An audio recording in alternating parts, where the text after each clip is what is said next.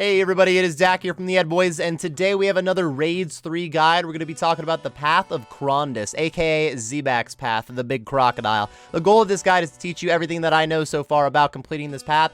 I am working on getting out a video for every one of these first 4 bosses, and then the final boss fight for Raids 3, and those videos will be linked in the description. Down the road, when we have more information about the raids, and I've gotten a lot higher KC, I'll be making a complete Raids 3 guide, which will include more in-depth information on things like gear setup, invocations, what order to the rooms, stuff like that. For now, we have the Path of Crondis. I'm going to go over the puzzle room, then the actual boss fight, then the invocations that you can use for Zebak, and finally, I'm going to throw in a full example of the entire path. First, let's get into the puzzle room. If you've looted the grand chest at the Hollowed Sepulchre a few times, you probably are going to be pretty good at this room. The goal of this room is to water the palm of resourcefulness. To do this, you need to pick up a water container in the room, and then take it to one of the waterfalls at the end of the path. Bring it back to the tree, water the tree. Very simple. While this happens, there's going to be some thirsty crocodiles that spawn in the corner of the rooms, and they will try to drink water from the tree. Each time you fill the water container, you fill it up with 100 water, and then every time you take a hit, it just cuts the water in the container in half. So it'll go down to 50, and then 25. Each of the 4 paths does have a different pattern with the spikes, and they all have acid trails traveling down them. The southeast path is by far the easiest, and generally can be one-clicked no problem. The other paths do require a little bit more of a pause in the middle, but it is possible to get through every path without losing any water. In larger teams, you're better off leaving one person to deal with the crocodiles. They seem to be very weak to magic, so it's very easy to freeze them with ancient magics. If you're in a team of 2 or 3 players, then you could each just take a path or 2 and just KO the crocodiles as you get back to the tree. There is enough time to freeze a crocodile and then make it down another path and get back to the tree before it is unfrozen, but you do need to be fairly tick perfect on this, and it's really only helpful in like solos and maybe duos. Once you get enough team members, everybody should just KO the crocs as they see them. The tree will have 200 health per player on the team, so if everybody nails their first 2 runs, and really you should be through the room pretty quickly. Even with a few mess ups, this tends to be a very fast puzzle, and it's not very punishing. You can get hit by the crocodiles, but they are very slow, so you really shouldn't let that happen. Once you have completed watering the palm, you can move on to the boss room. Zebak is a giant crocodile that will spend the whole fight chilling in the water over there. He can use all 3 attack styles, but he's only going to use melee if you're within melee distance, so don't stand close to him. His range and his mage attacks will have to be reacted to, like you're in a Jad fight or maybe fighting the Nightmare. His range attack is a dark boulder that splits into little rock shards, and then his magic attack is a gray jug that will blow up into these red magic orbs. The attack will decide if you're using the correct prayer right as it hits you, not when it explodes, so you do have a lot of time to react to this. When Zebak gets to low health, he's going to begin using these attacks a lot faster, but it's still the same process for protecting yourself. You just protect from the one that is about to hit you. Higher level paths also will make Zebak's attack move faster, and so the rapid fire can get kind of wild at the end. Zebak also has 2 special attacks. It seems like they trigger every 20% health as far as I can tell. You get 4 specs per fight, and he's going to use 2 of each special, and he will always alternate between them. They both start with him throwing out some acid, similar to Vorkat's acid spit special attack.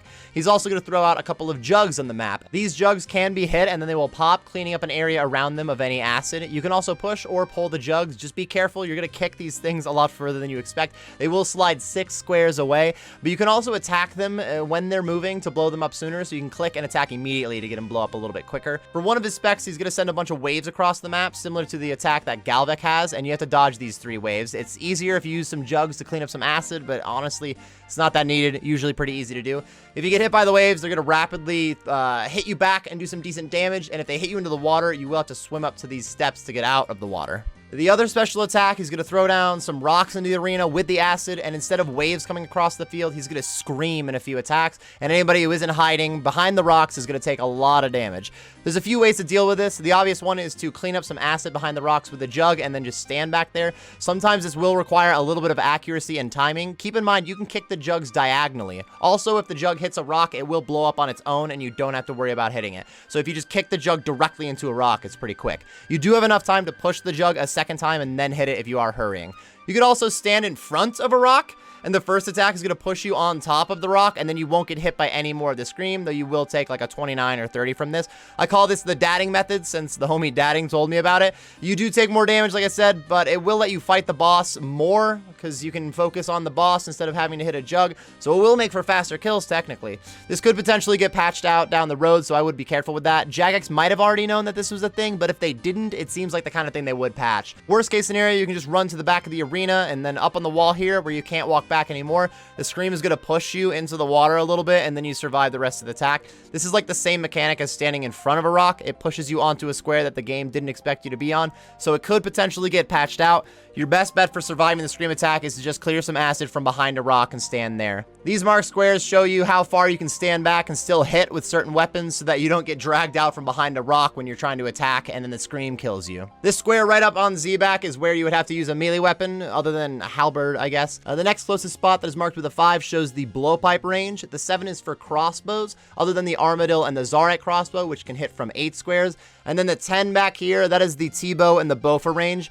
You do not need to have these squares marked, but it is kind of nice to be safe. Now that you know the default fight for Zebak, let's talk about the invocations that you can add to make him a little bit more difficult, but also increase that raid level for your rewards. First, we have Not Just a Head. This will give Zebak access to blood magic. He's occasionally going to pop you for like 10 damage through your prayer, and he's going to heal himself a little bit. He can also spawn a blood spawn in the room. All you have to do is move away from that blood spawn, and it'll slowly die off by itself. If it does get up to you, then it'll start to heal Zebak, and it will heal itself, sapping from your HP, so be careful. This is one of the easiest 15-point invocations in the raid, so it's very worth putting on. Arterial Spray does make the blood spawns a lot stronger. They have a bigger radius where they can hit you and they will heal more. It is required to have Not Just a Head on to be able to put this one on. It's only 5 points, but if you're going to be using Not Just a Head, you might as well use Arterial Spray too. Blood Thinners is an invocation that makes the blood spawns split into 3. Again, it really doesn't make the blood spawns that much worse to dodge, so you might as well have it on. Finally, we have Upset Stomach. This will cause Zebak to spray even more acid, and the jugs are going to clean less space. The first few encounters that you have with Zebak, it is very easy to let that Scream attack wipe out your whole team, so you don't want to make the jugs less effective for a little while. As you get used to using the jugs, though, the invocation is a lot more viable, so this is a pretty good one to use. That's everything for the mechanics of the Path of Crondis, everybody. Let's go over a full example now. Alright, we are doing a level 1 Path of Crondis here real quick. I'm going to put on my magic gear because we're going to be using freezes. We're going to run in there ASAP. If you still had full supplies at any point, or at this point in the raid, I should say, then you would need to drop a Ceradomin Brew so they can pick this water container up. It's a good idea to just drop it right next to the container. Clearly, I don't have a full NV, but we'll simulate that real quick. I'll wait for this spike to go in, and we can just make the run. No acid spawn right there, so it's just a straight run. But even if it did, you could just tank it. Honestly, on the way to the waterfall, it's not that big of a deal. Or try. It's on the way back that it's a big deal. Try to pause in the middle here and then make the run. And that was actually pretty easily set up for us. We already have a croc, and I've already frozen it, so I'm going to hustle. I won't even have to KO it. We're going to one-click this one and tank this acid. And then as soon as that statue's spike goes in, we'll be able to make this run. Yeah, we're good to go. That croc is still frozen. Another one would spawn kind of soon, but that is 200 water. Beautiful. Put on our range gear, sip a ranging potion on the way into the room, and then be asked if we are sure. I can't wait for them to give us like a don't ask me again or like a quick enter on this teleport crystal, not gonna lie. Not a huge deal, but it keeps annoying me. I turn on my offensive prayer, and we just wait for him to use an attack. I do have my quick prayers set to protect from range and then rigor so that I can just do this. I can just double click and flick my prayers to use 0 prayer points until he uses a magic attack. And start double clicking again. That's not necessary, so we won't do it for the rest of this clip here. We're gonna have to get 2 pushes on this. We could just go to the back or stand right in front of the rock too. Oh, just tanked a magic attack for sure. Oops, might step on the acid. No, we're good to go. Barely got back there. No problem, dude. Honestly, I am going to step on the acid real quick just to show while you step on it, you take a lot of damage. But the fact that it poisons you is not that big of a deal. Being poisoned in this room, it's only 2 damage. It's only going to last for a few minutes. It's pretty much the full fight, to be fair. It's only a few minute fight. But it's not even that necessary to have an anti-poison for this room. There's other reasons to have an anti-poison in the raid, like the baboons and Kefri fight. But you shouldn't really have to use one in Zebak. Alright, I'm gonna go ahead and hit this jug. Oh, shouldn't have taken that step. That was dumb. Taking a lot more damage than I knew to. Yeah, go ahead and hit the jug. What are you doing? Step up. Step up on this one, too. Check from range. Running back. I can reach from here. Check from magic. I'm going to go ahead and 2-sip on the bruise. And re-sip a ranging potion. So we got 2 more special attacks. There's one right there. We got these rocks. Let's see what we can do with this one. So we can just pop this right away.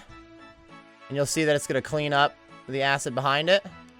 We can squeeze in, no problem.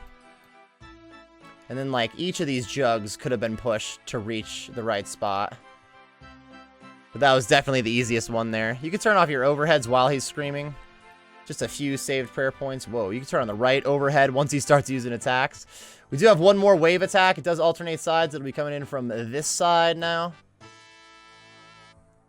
And there it is. We got the blood spawns too. All right. I'm gonna hit this jug. I'm gonna make my way to the opposite side of the arena. The blood spawns don't get me. Still using range at the moment.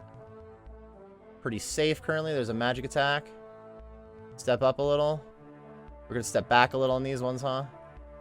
The water cleans up a little bit of the acid, which is kind of nice. Ooh, barely got in there. Protect from range. I'm going to sip a super restorer. So running low on prayer points. It'd be a good time to be double clicking my quick prayers, but we're all right.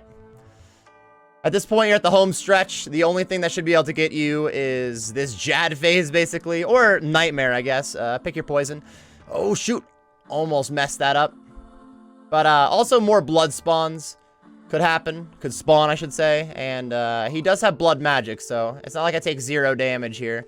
But 40 health should be enough to do like 2 hits worth of damage. He's almost dead. Get him. Oh, they're the blood spawns, by the way. Yeah, a little bit late, fellas. I think they'll still look like they're healing. No. When you die, by the way, real quick, if you die in the fight and, like, your teammates are still fighting and that blood spawn comes over to your dead body, it'll still siphon you. It's ridiculous. That is my ending note on the full example for the Path of Crondis. If you still have any questions, let me know. So that is actually going to wrap up the guide, everybody. I believe that's everything that I wanted to talk about when it comes to the Path of Crondis. Like I said, I will be making a guide for each of these first 4 bosses and then a final boss video over the next few days, and I'll be linking those guides in the description.